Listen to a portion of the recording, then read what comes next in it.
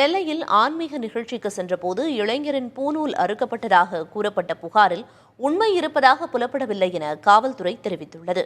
Palayamkottai TVS நகரைச் சேர்ந்த இளைஞர் ஒருவர் ஆஸ்திக சமாஜம் என்ற ஆன்மீக மன்றத்தில் பல்வேறு சேவைகளை நாள்தோறும் செய்து வருகிறார்.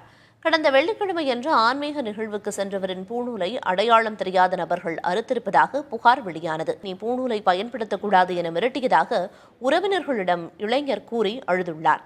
இதுகுறித்து பாதிக்கப்பட்டவரின் குடும்பத்தினர் அளித்த புகாரின் பேரில் பெருமாள்புரம் காவல்துறையினர் சிசிடிவி காட்சிகளை கைப்பற்றி விசாரணை நடத்தினர். உண்மை இருப்பதாக தங்கள் விசாரணையில் புலப்படவில்லை என நெல்லை மாநகர காவல்துறை அறிக்கையில் கூறப்பட்டுள்ளது. சம்பவம் நடந்ததாக கூறப்படும் நேரத்தில் இருசக்கர வாகனத்தில் அப்பகுதிக்கு வந்து பூநூலை அறுத்த காட்சிகள் சிசிடிவி பதிவுகளில் இல்லை எனவும் விளக்கமளிக்கப்பட்டுள்ளது. முன்னதாக பாதிக்கப்பட்ட இளைஞரை சந்தித்து மத்திய இணையமைச்சர் எல் முருகன் நேரில் ஆறுதல் கூறினார். சம்பந்தப்பட்டவர்கள் மீது கடும் நடவடிக்கை எடுக்க வேண்டும் என்றும் அவர் வலியுறுத்தினார்.